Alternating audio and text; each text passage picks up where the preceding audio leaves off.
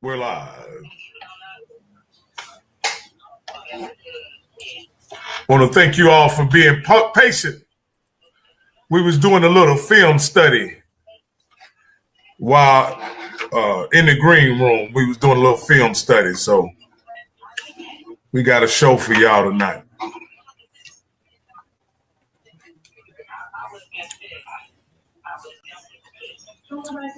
Another HBCU legend scheduled to be with us tonight.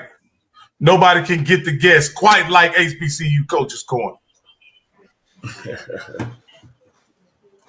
Give them about 30 more seconds as they pile in. Man, we ain't got no music tonight. Oh, you can't hear the music? My bad. You ain't got that jazzy stuff going on. Hold on, that's my fault. I got to get it right. I'm glad y'all let me know my music was off. Because it's going. It just didn't have it. Now y'all can hear it right. Man, that get me going, Cole. That get me going. I like that. Sorry about that, Coach. That's my fault. That's Coach theme music. Oh, they're getting in here.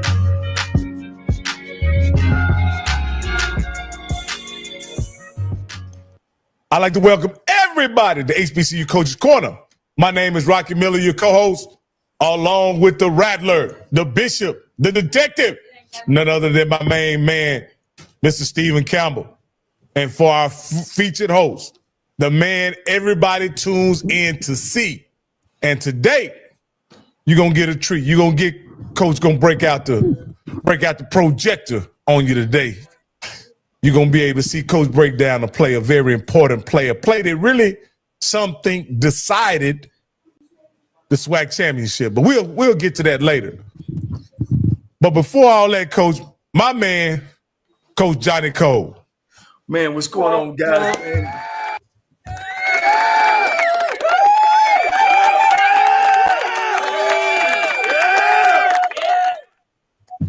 Man, look, boy, we're back again. Another great Tuesday, man. Another great legend that we're about to bring on. We kind of, I ain't gonna say pivoting, but yeah, we kind of pivoting from coaches, head coaches, to now legendary players in Black college football, which we think is important, man. They are our heroes. They went on from playing on the gridiron to better and greater things, and that's what HBCU schools do. And this guy I'm bringing on next, he's very close to my heart. I had the opportunity to coach him. He's the first quarterback to ever win an all-white PWI conference. He was the leader and quarterback of Tennessee State. In the championship game against Murray State, we beat them 46-44. He threw 5 touchdowns, and he dropped one in the end zone. We threw some where we had a quarterback throwback. He threw for over 400-some yards that game. Like I said, 5 touchdowns. He set all the seasonal records at Tennessee State. And if you know anything about Tennessee State, they've had great histories of quarterbacks and Brian Ransom, 747, and a lot of great ones. But the guy I want to bring on, man, he's not just a great athlete. He's a father. He's a dad. He's a businessman. My friend now that I'm not his coach, Leon Left Foot Murray. Hey, what's going on, Coach? What's going on, Coach? Man, Leon, it's been over 25 years. This is the 25th anniversary that a HBCU school in football, led by you, have won a conference championship where it's a predominantly PWI award. I think the coach just won it with Tennessee State. Last year they were tri champs or quad champs, something like that. But you was the first under the leadership of a fella I know very well. Used to change my diaper in LC Cole. Yes, sir. Good times. We glad to have you going. How you doing? Tell us where you are. Tell us about your beautiful kids, your beautiful wife, and what you're doing today. So right now, we live a little bit outside of Atlanta in Powder Springs, Georgia. Like you said, been married for 17 years, two beautiful young daughters, 14-year-old and an active 10-year-old. And just, living life, running around with them. Little business, have real estate, and also owner of a logistics company. We do last mile deliveries for Amazon. And so, that's it. That's about it. Like I said, I spend most of my time being a free Uber driver, driving these kids around. Well, let me just jump right in, man. I need to jump. How did you get from the University of Pittsburgh to Tennessee State, and what made you make the decision? So, went to University of Pittsburgh from Louisiana because my parents were moving back to Cincinnati when I graduated. So, I was a mama's boy, so I wanted to stay close to mama. So went to Pittsburgh, got to Pittsburgh, they promised me, I'd play quarterback. That didn't happen. I got moved to receiver after 1 year. Played a year at receiver and tried to get out of there after my first year when they moved me to receiver, but we didn't have the portal back then, so I didn't get a release, so I couldn't leave. So I had to stick it out and play receiver.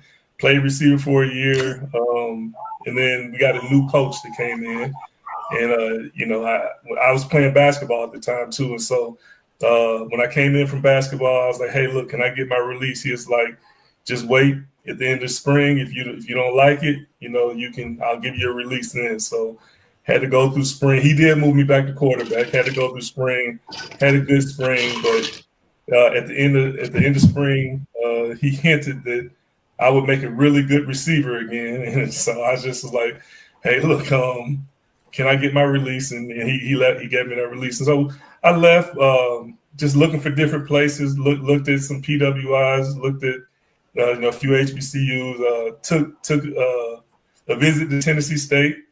On that visit, met you and Coach Cole, Coach LC, and fell in love with the family environment.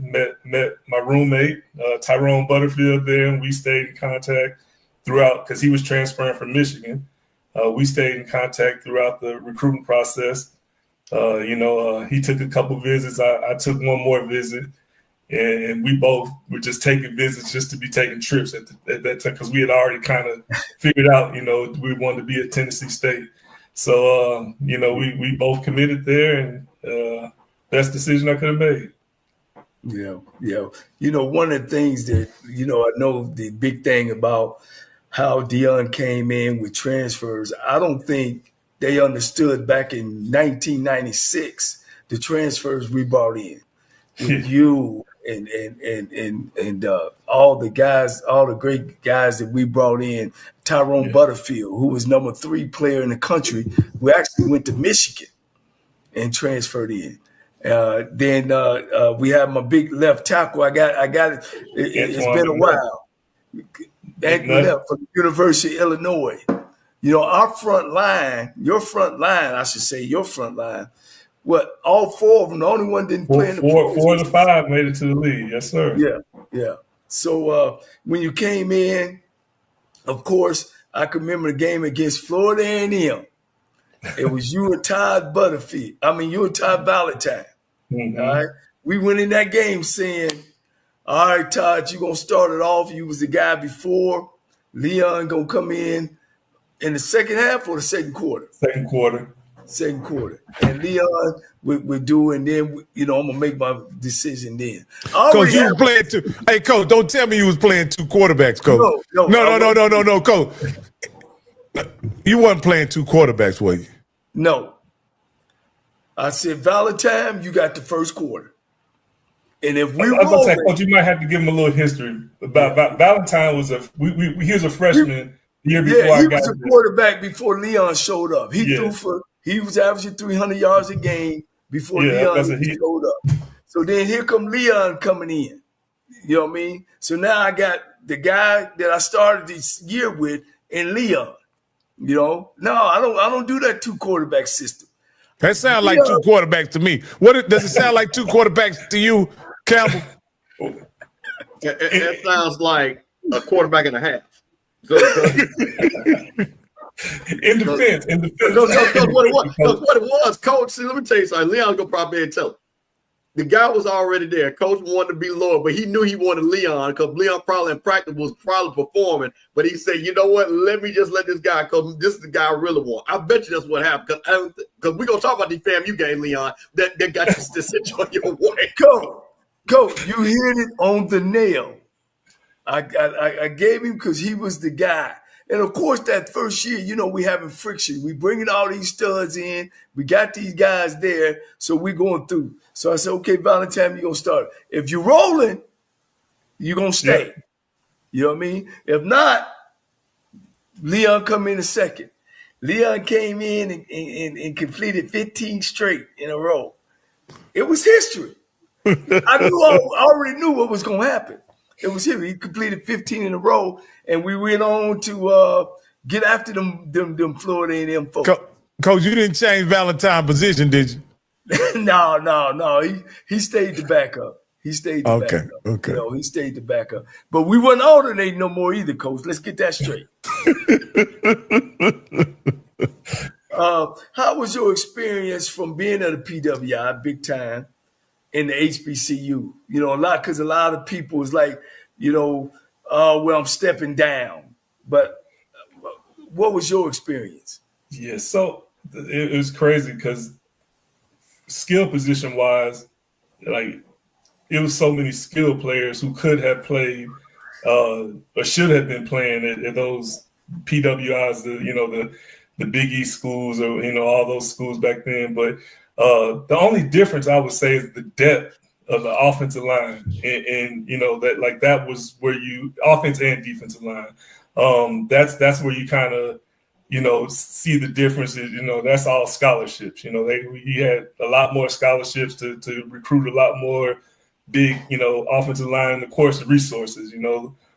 Resources are different at those schools, but from a player standpoint, man, like some of the guys I played with at TSU were some of the best athletes I've ever seen. So that honestly was kind of shocking because I didn't know, like you said, the perception is you're stepping down, but definitely didn't feel that way when you got there and started practicing and seeing the speed that everybody's playing with. It wasn't a step down. Yeah. How did you feel off the field? Was it a different off the field feeling from Pitt to being there, on the HBCU campus? Yeah, it was good and bad difference, right? The good difference was, just being at HBCU, being surrounded by, people who look like you, people who think like you, people who had the same experiences you have.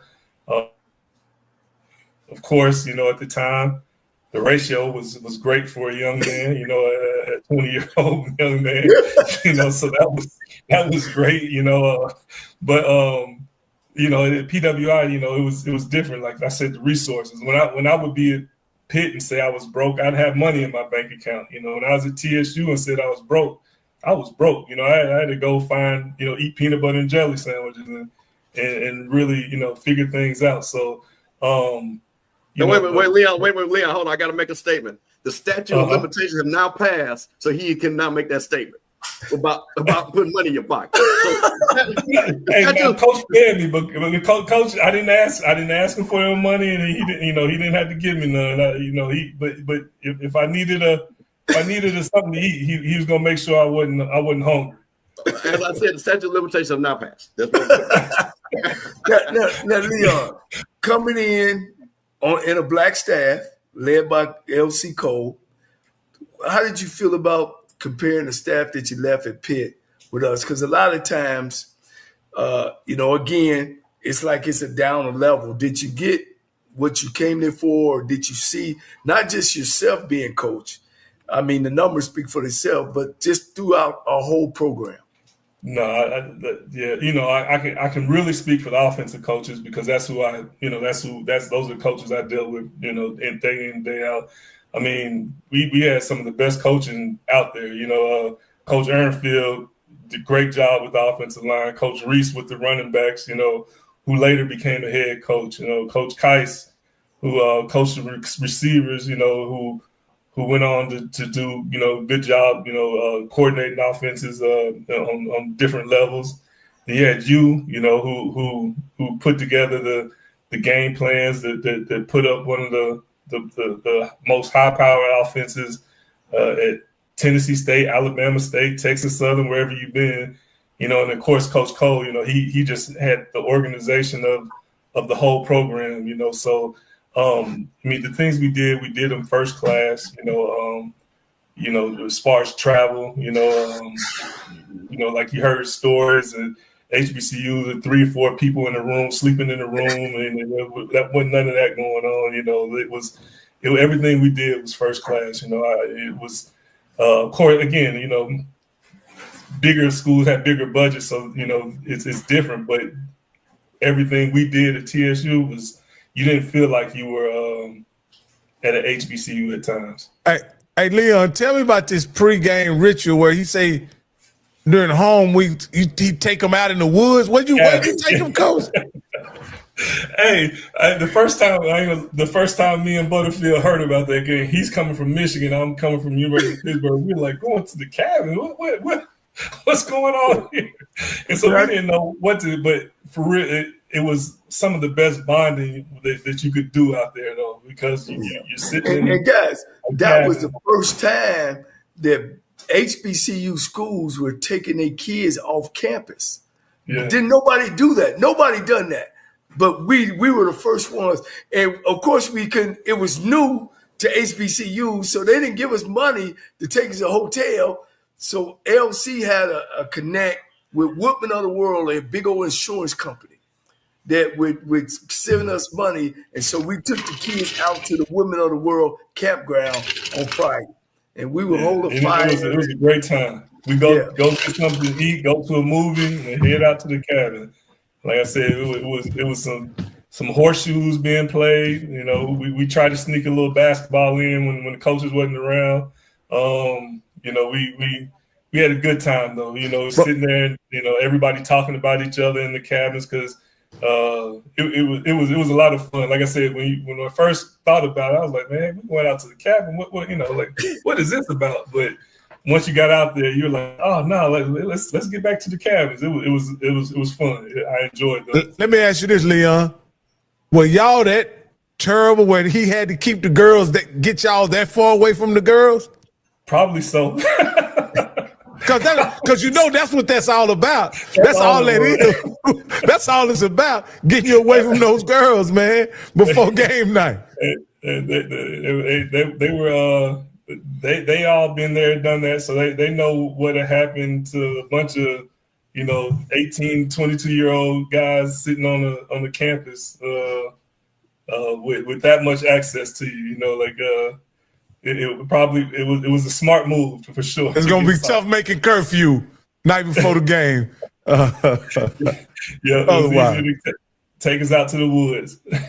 Did you know when we ended up losing to Middle Tennessee State, who eventually went to Division I the next year, and we had 10 more games. 8 was on the road. Did you know that we would run the table? Did you feel, of course you guys would be having your own conversation, and we really thought we were pretty good. Yeah. I was about to say that we thought we were good. I didn't personally, we just, we take off like that. But we knew we were pretty good, at that point. We let that game slip away from us. So it felt good. Like, it wasn't a moral victory, but when we left that game, we knew we had a good football team. We knew we could compete with anybody, and so we definitely thought that we were going to win a lot of games. Did we know we were going to win the championship? I can't say I left like, oh yeah, I know we're going to win the championship, but I knew we had a chance. Well, let me. I'm going down memory lane. We played East Illinois. Yeah. East Illinois, guys, and right then we were high powered. We were 39 a game. We kicking some butt. We rolling, y'all. And who we playing with at East Illinois? What's his name? The quarterback. Was that Romo? Yep, Romo. We playing Romo them on their family day, Rock. and they had us something like 21-7 at half. Yeah. And they up there saying, where this high-powered offense at? Leon them had me crying, Steve. I said, man, we can't go out like this. We too close to rolling for the championship. Shit, Coach. Where was your mind at then? You remember that halftime? Yeah, I remember that game. Yeah, because I remember walking in and LC said, "Don't holler at nobody. Just don't holler at them. Just come on in and talk to them, and we okay." What was your thought? So that game, I'll never forget because I remember I had turf toe that game. I was having turf toe then, so it was wet. It was just one of them games. It was just nasty out there, and we knew we weren't playing good. But like before y'all came in, we had already, we talked about it. Like, hey, look, like we got to wake up. We weren't worried. That was the craziest part about it. Like as a team, like I remember, God rest his soul, Jerry Hillary came in. Like, hey man, like, are you worried? I was like, nah, like we gonna win. Like we weren't worried about losing that game at all. And I don't know if that was just foolish, naive thinking by us, or just that much confidence we had. But we knew we hadn't played, our type of football. We knew we left a lot of stuff out on the field, and so we were just, talking about what we need to do to fix it, and we weren't really sweating that the performance the first half at all, because we knew we were better than that. Yeah. My last question, I'm gonna turn it over. Man, if you could do it all over again, would you just go and come on to Tennessee State and I wouldn't even have to deal with Valentine? If I could have left after my first year, yep, I would have did that, Coach. Would I have? If I know what I know now, yes. But not knowing what I know leaving high school, I probably still would have chased, that PWI first, being an 18, 19-year-old. And then, but if I could have left after that first year when I tried to leave, I'd have came down, because you weren't there at TSU when I came out of high school yet. I think you were still at Southern. I was at Southern, yeah. I think you were still, because but yeah, so I think I would have came when y'all got there. I wouldn't have went before though. Now you got two little girls, two beautiful girls. One is a heck of an athlete. Yeah. Daddy, I want to look at are you showing them the HBCU, or are you keeping that open?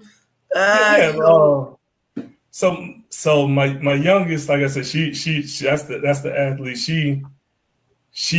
We went to Tennessee State earlier this year, and both of them really enjoyed the game when they played A&T the first game of the season, and they enjoyed the game. Honestly, it's the first time we have been back because they're so active on the Saturdays. I don't have many free Saturdays to get to too many college games. So that was the first.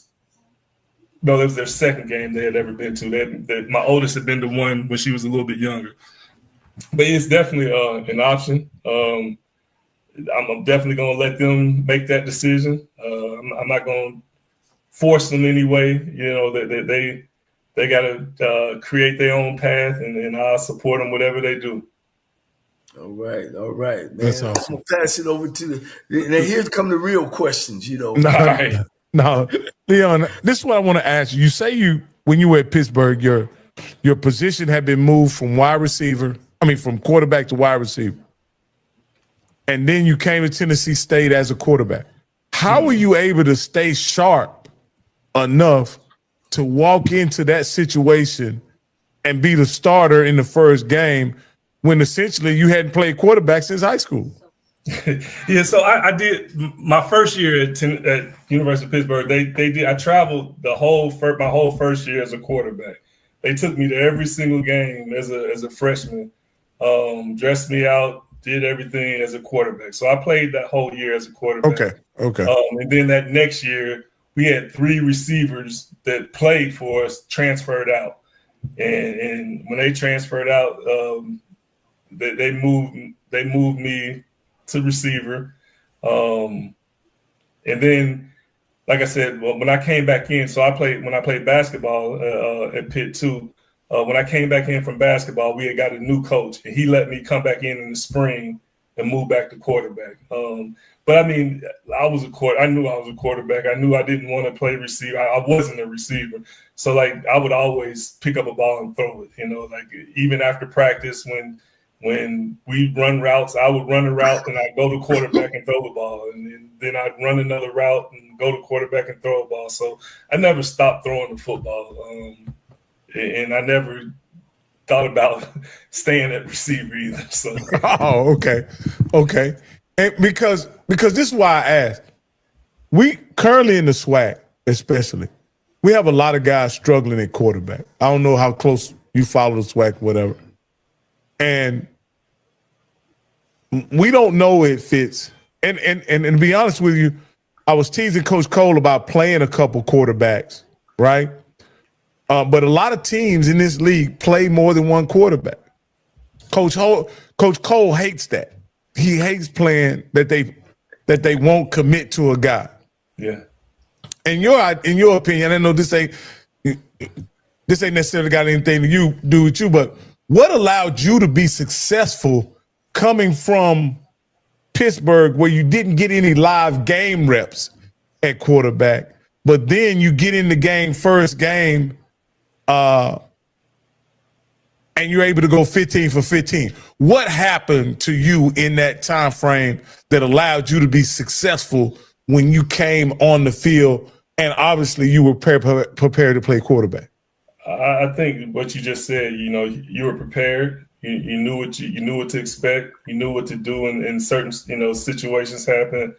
You were coached up. You had good game plans, and you had confidence. That's one thing Coach Cole made sure we were all confident. Like we weren't going to lack any confidence in that quarterback room. So you knew what to do. You knew what checks you should be making, what audibles. You knew the game plan. We used to have to get up at 5 o'clock in the morning and come watch film, make sure we knew the game plan. So we were well prepared. So it wasn't many surprises when stuff happened. We had seen it before, and you knew, like I said, you knew what to expect. So let me ask you this: in your opinion, has there much changed about you? Also coach. So those of you who don't know, Coach Murray was a coach also, and I'm just asking you: did much change about coaching the quarterback position from what you experienced in college to what you ultimately saw at that level coaching? I don't know if, and I hate to sound like an old person right now, but I think some of the players have changed. Like you used to coach. Now coach is hard now. He didn't baby us. He coaches hard. Some of the stuff he used to say sometimes, I don't know if you get away with that right now. To be perfectly honest, you probably get thrown up in the president's office for some of the stuff that we used to be said. So I think just being able to be mentally resilient. Some of them, could be they're just not resilient. They've been kind of handed things and kind of pacified a little bit to where when something happens, it's harder to shake back than it was for us. Like we something bad happened. It's like, hey, look, it's bad. What we do? How can we fix it and keep going on? That and then just like you said. Not having patience. I think everybody doesn't have the patience to let somebody mess up a few times and stick it out. And the coaches are in hot seats every 2 years, and so if their quarterback isn't playing good, they want to see if the next guy can play better. And so that's why I think that's why you get 2 or 3 quarterbacks playing in a year, because everybody wants this instant success, and if it doesn't happen right away, you lose patience. Now, Coach Cole won't say this, but and correct me if I'm wrong, Coach Cole. You believe the quarterback's performance on Saturday has everything to do with how he's prepared Monday through Friday, right? Ain't no question. So when you see a player fail out there, Coach Cole's contention, it is not the player failing. it's the coach not having the player prepared. Do you agree with that? Even though you've been in coach? I agree with both. I think at the end of the day, you always say you're either coaching it or you're allowing it to happen, right? So, if you're coaching him up and he knows what to do, then he's going to go out there and get the job done. So I do agree with that. As long as the player has the talent to do it. If you're not asking him to do things he can't do. If he can't throw and he's just running, then find some stuff where you can run the ball. But if you recruited the right person and you got the right person out there, then yes, it's on the coach to get them ready to perform. And very few coaches do a really good job of that. Yeah. Hey, I want to thank you, Leon. Before I pass you on to Mr. Campbell, I'm sure he's our historian. So I ain't no telling what he may ask you something about what happened in 1970. Who knows? Mr. Campbell, it's your turn. Well, Leon, I'm gonna tell you something. First, it's a pleasure. I actually saw you play, and this is what's been great about this. Everybody that's come on, I can say. So let me set this up so you understand what I'm getting ready to start with you. I'm originally from Jackson, Mississippi. I went to school at Florida A&M. So two of your biggest rivals, I am a part of. So we're going to deal with that later. But I wanted to talk about something because of Coach Cole's background and you. So I'm going to throw out a couple of names, and I want to see if you understand where I'm about to go with this. Joe 747 Adams, Eldridge Dickey, Joe Gillum, Brian Ransom. Did you realize the greatness of the position of quarterback in Tennessee State and how historic that position was at that school when you came? I didn't, to be honest. Before I got there, I didn't. I didn't know the history of it. The two HBCUs I really knew the history of were Grambling and Southern, being from Louisiana. Right. Didn't really know Tennessee State's history like that, but learned real quick when I got there about the history because I love football, so it was fun, diving into them facts and learning about these guys and, just trying to live up to what they had already established, being such great athletes and great quarterbacks. Just to piggyback off that, Campbell, go ahead. Joe Gilliam actually, remember Leon, he actually would come and work with us. Mm-hmm. And if you know Joe Gilliam and his background, he was still going through those things. He would actually come to my office and talk and let me know what's going on, but yet fall asleep because he was going through those things. But he actually, Coach, worked with us a little bit. He worked with us. I remember him throwing the football. When he came out to practice that one, I was like, whoa. Yeah. And he knew Lionel Taylor, who was my college coach, was on the staff when they were winning those Super Bowls. So I just wanted to add that to it. Joe Gilliam actually came back and worked with us a little bit. And he taught me a lot. And the thing about with Joe Gilliam, you talk about one of the first quarterbacks that started in the NFL, played for the Pittsburgh Steelers. So that's why and you answered the question because it was such pride when, again, being from Jackson, listen, you're talking about a long lineage of Jackson State and Tennessee State and these big battles, these top-ranked teams. Because, again, you're getting there a blue blood and you guys going like 20-5, 20-4 in your 2 seasons there. And then you're playing these historic games against Jack State. You're playing against FAMU. So that's why I was wondering because when you heard the Tennessee State quarterback, that was, and again, in black college football, that was like the running back at USC or the quarterback at Notre Dame. When you said that guy played, you had to be good. So that just let me know when we saw this guy, they're like, he's got to be good. So going to that, because we got a lot of people, got a lot of Jack State people watch, a lot of family people. In those big games like that, when you put, and again, beat Jack State twice, beat Florida A&M twice. What do you remember about those games? Do you remember the intensity of those games and things like that? And did the old alumni, football alumni say, hey, these 2 games, you better win? Because I know you guys win a conference, but Tennessee State was an independent, and they used to play anybody at any time, mostly all the HBCUs. Did any of the old guys kind of tell you, hey, you get ready to play Jack State, this is what it means, you get ready to play Florida A&M, this is what this means? No, I think we knew, by the time those games come around, like I said, I knew the importance of them. I mean, the whole week, you know the build-up going into those games. you know what to expect. You know, in Memphis, you're gonna get 50,000+, and when we played FAM in Atlanta, you know, you're gonna get, you know, the Georgia Dome is gonna be sold out. So you knew what you were walking into. So you just really had to, you know, focus in and not let the moment get too big for you. You know, not get too anxious, too excited. You know, try to stay level and be, you know, just go through your preparation like you usually do, but you know it's a little bit more significance at the end of the day. All right, I'm gonna ask you this one last question. Tell us about this legendary game Coach mentioned against Murray State, when you throw for 491 yards, 77 touchdown. Because what's funny, again, me being around this age, a little bit older, so I'm probably 28, 29, and this is before the internet. Well, you know, pre-internet, really. And I would go, and there was a great sports writer named Roscoe Nancy. He would write about all the game. And we pick up the paper. We're like, man, did you see what this cat did at Tennessee State, threw for 491? Do you remember that game? And how are y'all just cooking like that?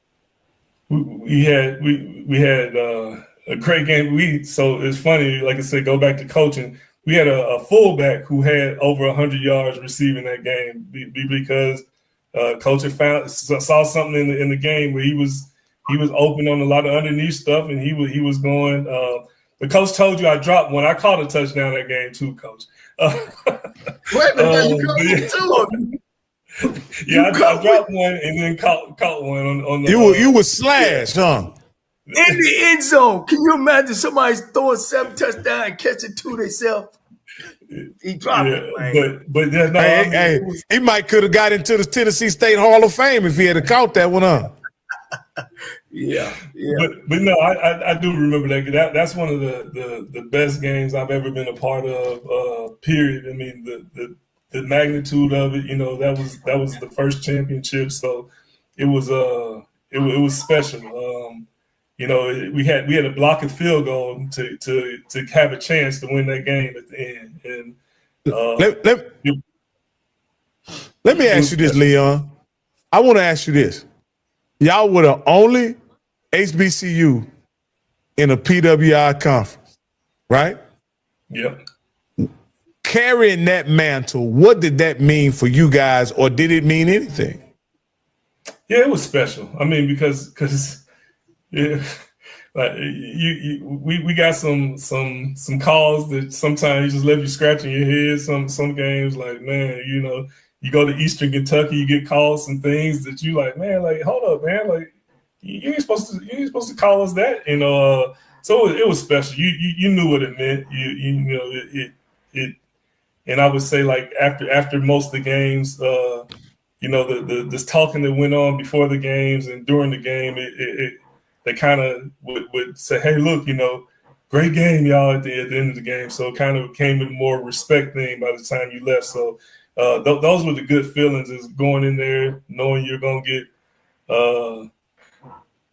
not the best calls in the world. You know, you're definitely not going to have the fans on your side, and then walking out, you know, still overcoming that. You know, like, we felt it was special. We knew it was special, and it felt the significance was big for us.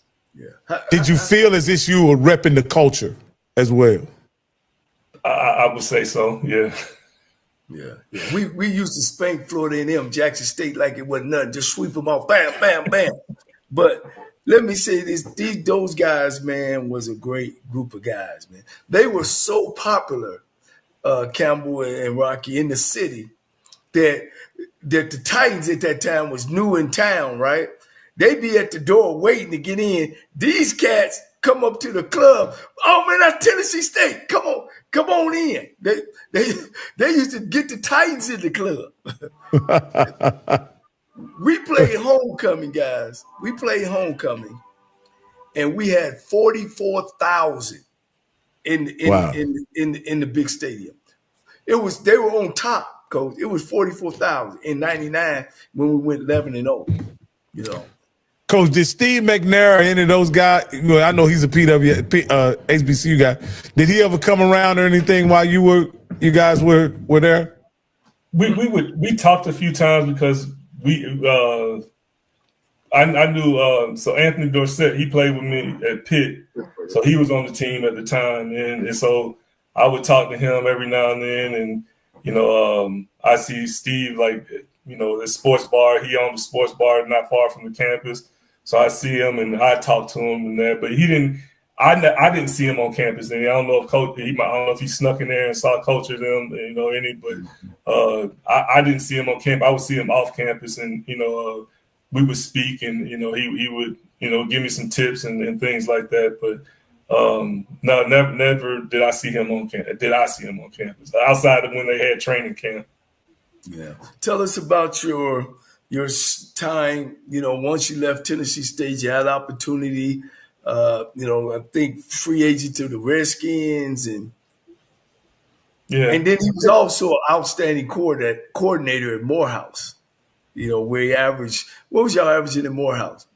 The first 4 or 5 years, we was high 20s, low 30s. Depending on the year. You actually helped him go to the playoffs, right? Yeah. First time in school history. At Morehouse. Yeah. And Richard Freeman was our linebacker coach, who was the head coach. Mm-hmm. They all tied back to TSU again, like Coach said. So he was the linebacker coach at Tennessee State when I played there. Then he was Coach Cole's defensive coordinator at Lane. And when I was playing arena football, I came in the off season down to Lane. That was a funny story here. Went to Lane just to volunteer because I was playing arena football.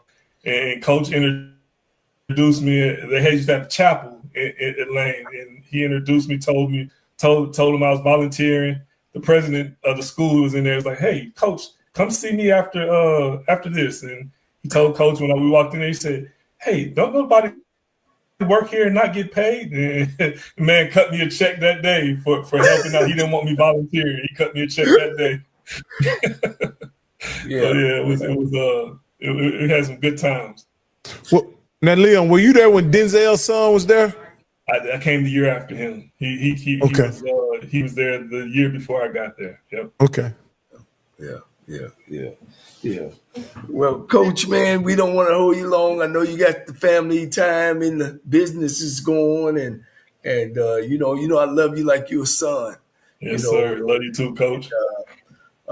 Man, we had a great time, and I know you had a great time, and I want to thank you for letting me be a part of your success, man, because you didn't have to take the coaching. You could have came in with that big time attitude. You didn't. You soaked it all in, man, and the rest is history. And I'll never forget those days. Me neither. I appreciate it, but appreciate y'all.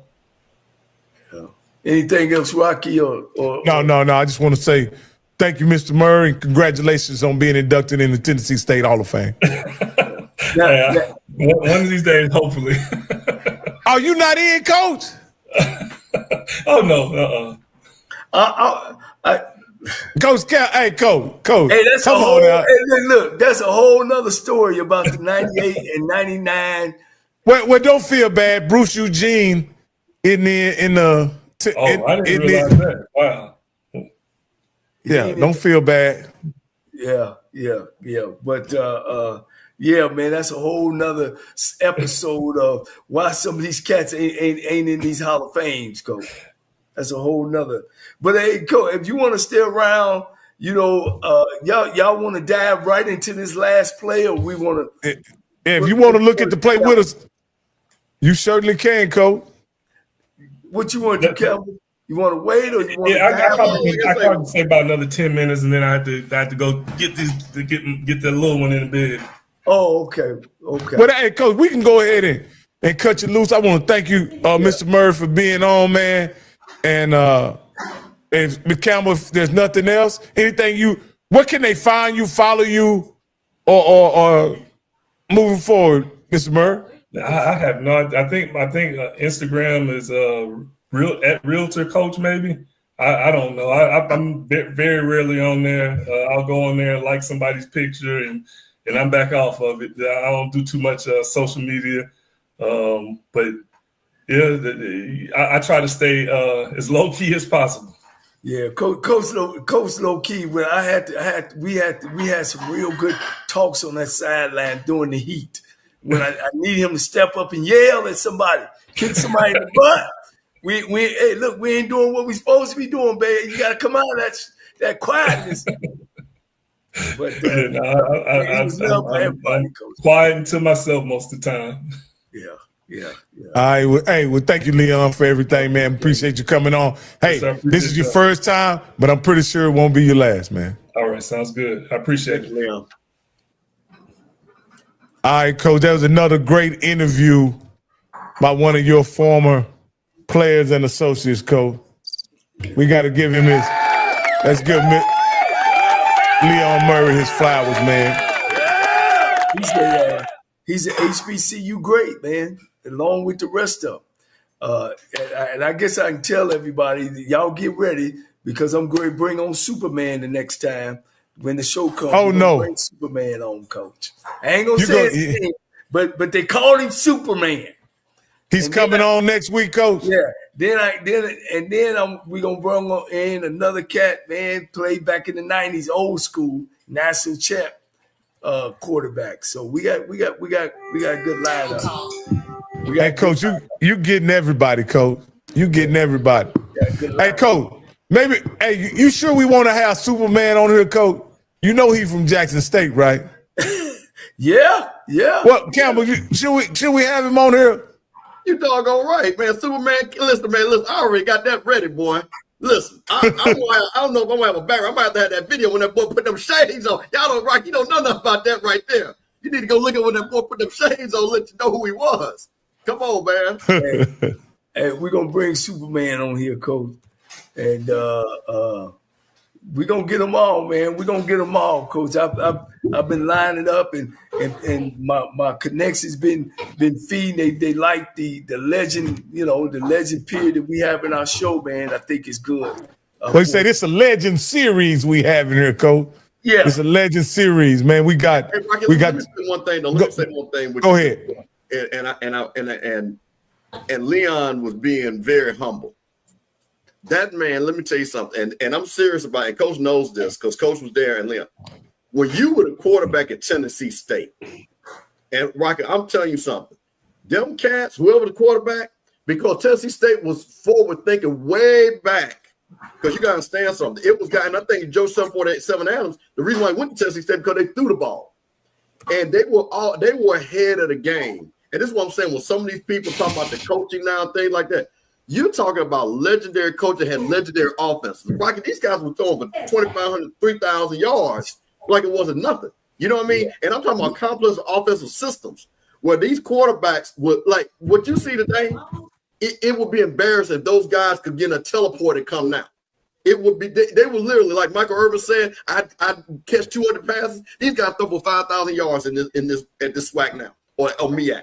Easy to Tennessee State quarterbacks. That's how crazy those guys are. And that dude there told FAMU and Jackson State up. And like you said, they come to Atlanta rolling that FAMU ball. Now we had Billy Joe. This one we had a bomb squad. Okay. So we're winning the MEAC, and these guys are winning the OVC, and they're beating us, and we're going to beat playoff teams. So, man, just really, really amazing that, and I appreciate Coach, because I think what happens is, and I'm going to make one thing, because what bothers me sometimes, we have people that think HBCU football was started in the 2000s. That's all they talk about. And they don't understand that these quarterbacks and these guys like a Leon Murray and guys like that were just tearing it up. Like I said, we saw, like what you saw with Jacoby Morgan and Andrew Body Coach, tell them we saw that every week.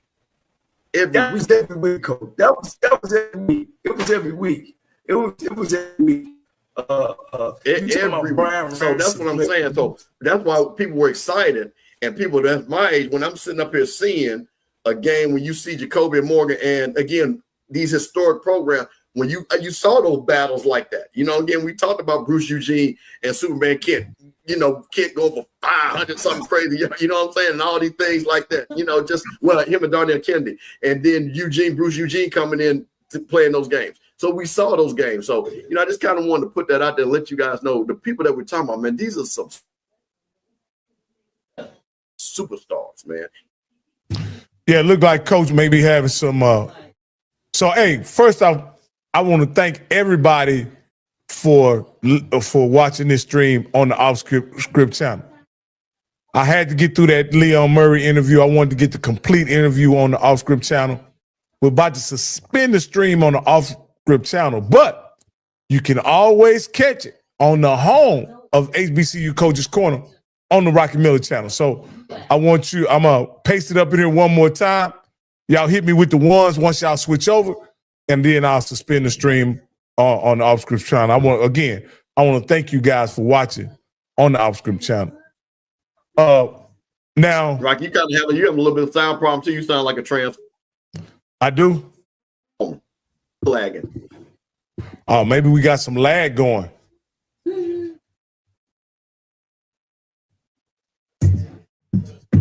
Hold on. Let me get Coach Cole up here. Okay, am I better now, Campbell? Yeah, you sound much better. Yeah, okay. Just straight out. But, you know, I wanted to piggyback off what Coach was saying because I watched those guys as a high school kid. Doug Williams, like I said, Joe 747.